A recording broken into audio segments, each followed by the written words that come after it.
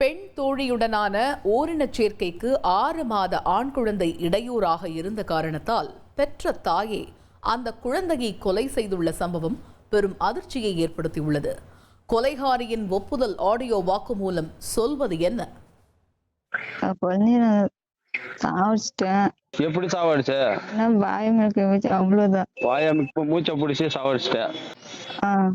பெத்த குழந்தைய நான் சாகடிச்சிட்டேன் என கணவரின் கிடுக்குப்பிடி விசாரணையில் உண்மையை ஒப்புக்கொண்ட கொலைகார தாயின் பகீர் ஆடியோ ஆதாரம்தான் இது.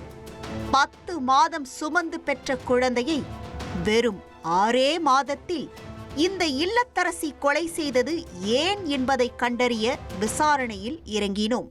வயசுல போட்டு சாகடிச்சிடு அப்படின்னா யார் சொன்னது? சுமித்ரா சொல்லியிருந்து. சுமித்ரா சொன்னாலா? சற்று முன் நாம் கேட்ட ஆடியோவில் தயங்கி தயங்கி பேசிய பெண் குரலுக்கு சொந்தக்காரர் பாரதி. கிருஷ்ணகிரி மாவட்டம் ஹோசூர் அருகே உள்ள சின்னட்டி கிராமத்தை சேர்ந்தவர். இவருக்கு சுரேஷ் என்கிற கணவரும் 2 பெண் குழந்தைகளும் 6 மாதத்தில் துருவன் என்கிற பெயரில் அழகான ஆண் குழந்தையும் இருந்துள்ளது. இந்த சூழலில்தான் கடந்த செவ்வாய்க்கிழமை துருவனுக்கு தாய்ப்பால் கொடுத்தபோது எதிர்பாராத விதமாக குழந்தைக்கு திடீரென மூச்சு திணறல் ஏற்பட்டு மயங்கிவிட்டதாக பாரதி கணவரிடம் அழுது புரண்டுள்ளார். அதிர்ந்து போனவர்கள் துருவனை அருகிலுள்ள மருத்துவமனைக்கு கொண்டு சென்று அனுமதித்துள்ளனர். ஆனால் குழந்தையை பரிசோதித்த மருத்துவர்கள் ஏற்கனவே இறந்துவிட்டதாக தெரிவித்துள்ளனர். இதைத் தொடர்ந்து மகனின் இறப்பில் வேறு ஏதும் சந்தேகமில்லை என சுரேஷ் தெரிவித்ததை தொடர்ந்து குழந்தையின் உடலை கனத்த இதயத்தோடு மருத்துவர்களும் உறவினர்களிடம் ஒப்படைத்து அனுப்பியுள்ளனர். ஆனால் மறுநாள் மனைவியிடம் அவர் பயன்படுத்தி வரும் செல்போன் அல்லாமல் மேலும் ஒரு ரகசிய செல்போன் இருப்பதை பார்த்து சுரேஷ் அதிர்ந்து போயிருக்கிறார். அதற்குள் என்ன இருக்கிறதென கேலரியை ஓபன் செய்து ஆய்வு மேற்கொண்ட போது அதில் பாரதியும் அதே பகுதியை சேர்ந்த சுமித்ரா என்கிற 20 வயதான இளம் பெண்ணும் ஓரின சேர்க்கையில் ஈடுபட்ட வீடியோக்களும் புகைப்படங்களும் எக்கச்சக்கமாக இருப்பதை பார்த்ததும் சுரேஷுக்கு தலையே சுற்றி இருக்கிறது. அதோடு அவர்களின் வாட்ஸ்அப் உரையாடலில் துருவன் வந்த பிறகு நம்முடைய 4 வருட காதலில் விரிசல் விழுந்து விட்டது என சுமித்ரா சென்டிமெண்டாக பேசி அனுப்பிய வாட்ஸ்அப் ஆடியோவும் பெத்த பிள்ளையை கொலை செய்துவிடு என உத்தரவிட்டிருந்த மிக முக்கியமான ஆடியோ பதிவும் சிக்கியிருக்கிறது. தன்னுடைய உலகமே இருண்டு விட்டதைப் போல உணர்ந்த சுரேஷ் மனைவியிடம் சண்டையிட்டு விட்டு வீட்டை விட்டு வெளியே சென்றிருக்கிறார். அதன் தொடர்ச்சியாக கணவர் காவல்துறையினருக்கு தகவல் தெரிவித்து விடுவாரோ என பயந்த பாரதி சுரேஷுக்கு போன் செய்து மன்னிப்பு கேட்டவாறு அவரை வீட்டிற்கு திரும்பி வரும்படி நைஸாக அழைத்துள்ளார்.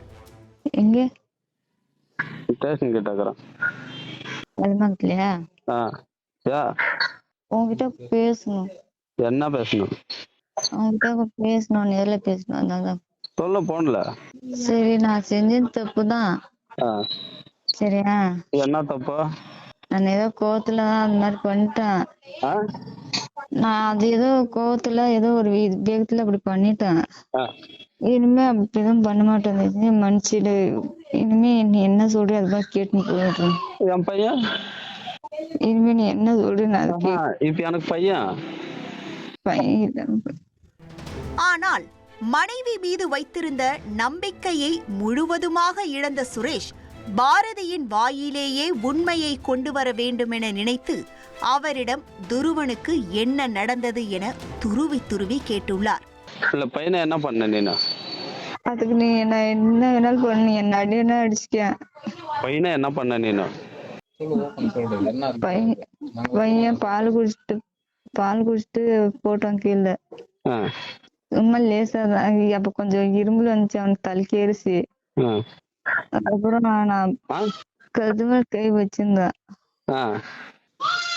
கழுத்து மேல கை வச்சா என்ன ஆயிடுது? சாவடிக்கணும்னு தானே வச்ச? இல்ல ஆ அந்த எண்ணத்துல எல்லாம் நான் எதுவும் வைக்கல. பின்ன எப்படி செத்தான்? கணவர் பல முறை உண்மையை சொல்லிவிடுமாறு கேட்டபோதும் நேர்ல வா பேசிக்கலாம் என கூறி சமாளித்திருக்கிறார் பாரதி. இனிமே நீ என்ன சொல்றது நான் கேக்குறேன். நீ என்ன சொன்னாலும் நான் என்ன சொன்னா நீ கேக்குறேன்ற பிரச்சனை இல்லை. எனக்கு என் பொய்யும் வேணும். அதுக்கு என்ன பிரச்சனை? நீ உண்மையை சொன்னாக்க நான் என்ன பண்றது இல்ல. சரி நீ வா, நேர்ல வா, நான் சொல்லு. நீ போன்ல சொல்லு. நீ உண்மைய என் பையனை என்ன பண்ணேன்னு சொல்லு. நான் சைலண்டா வந்துடுறேன். எனக்கு உண்மையை சொல்லணும். நீ நான் உன் காலில் கூட நான் விழுறேன். சொல்லு. சரி உண்மையை சொல்லு. அதான் உன் காலில் கூட நான் விழுறேன். நீ என்ன வேணாலும் எனக்கு பண்ணு. நீ அடியான அடி, என்ன சாகடிச்சு கொடு, நான் அதை ஏத்துக்கிறேன். சரியா? உண்மையை சொல்லு. என்ன பண்ண பிள்ளை அதை மட்டும் சொல்லு. நான் சைலண்டா வந்துடுறேன். ஒரு கட்டத்தில் கணவருக்கு அனைத்து உண்மைகளுமே தெரிந்துவிட்டதென்பதை கண்டுபிடித்த பாரதி சுமித்ராவிடமிருந்தே வாட்ஸ்அப் மெசேஜ் மூலம் துருவனை கொலை செய்வதற்கான உத்தரவு வந்ததாக தெரிவித்திருக்கிறார். வாய்ஸ் ரெக்கார்ட் போட்டு சாகடிச்சிடு அப்படின்னா. யார் சொன்னது? வாய்ஸ் ரெக்கார்ட்ல யார் சொன்னது சாகடி சொல்லு? நீ வயசுல அந்த போன்ல வாய்ஸ் ரெக்கார்ட் எல்லாம் கேட்டுக்கு தானே? சரி. ஆ யார் சொன்னாங்கன்னு சொல்லு. நீ உண்மையை சொன்ன மட்டும் தான் நான் வருவேன். இல்லைன்னா வரமாட்டேன். சொல்லு. வந்துடுறே. நான் உன்னை ஒன்றும் கம்பல் பண்ணல. நடந்ததே சொல்லு. நான் வந்துடுறேன். நிஜமா வந்துடுறியா? சுமித்ரா சொல்லிருந்து. சுமித்ரா சொன்னாலா? என்னன்னு சொன்னா? நான் பேசுறதெல்லாம் நீங்க ரெக்கார்ட் பண்றீங்கன்னு தெரியும். நான் என்ன பண்ணல. நீ உண்மையை சொன்னா நான் வந்துடுறோம். அதோடு பெத்த குழந்தையை எப்படி கொலை செய்தேன் என கொலைகார தாய் விவரித்ததும், அவரிடம் பாசக்கார தகப்பனாக சுரேஷ் முறையிட்ட விதமும் கேட்பவர்களின் இதயத்தை உலுக்கி போடும் விதமாக உள்ளது. மனசுக்கு விரோதம் இல்லாம மனசை தொட்டு சொல்றேன். குழந்தைய நான் சாவடிச்சிட்டேன். எப்படி சாவடிச்ச? ஒண்ணும் பண்ணல. எதுவுமே பண்ண வேணா வாயமிழக்க வச்சு அவ்வளவுதான். வாயமிக்க மூச்சை பிடிச்சி சாவடிச்சிட்டேன்.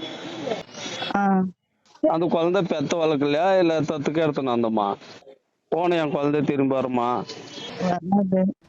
குழந்தையை கொலை செய்தவரே குற்றச்சாட்டை ஒப்புக்கொண்ட நிலையில் நடந்த சம்பவம் தொடர்பாக வழக்கு பதிவு செய்த போலீசார் பாரதியையும் அவருடைய ரகசிய காதலியான சுமித்ராவையும் கைது செய்து தீவிர விசாரணை மேற்கொண்டு வருகின்றனர். மேலும் துருவன் எப்படி கொலை செய்யப்பட்டார் என்பதை கண்டறிய புதைக்கப்பட்ட குழந்தையின் உடலையும் தோண்டி எடுத்து பிரேத பரிசோதனை மேற்கொள்ள உள்ளனர். ஓரின சேர்க்கை மோகத்தில் பெத்த குழந்தையை தாயே ஈவு இரக்கமின்றி கொலை செய்துள்ள சம்பவம் பெரும் சோகத்தையும் அதிர்ச்சியையும் ஏற்படுத்தியுள்ளது.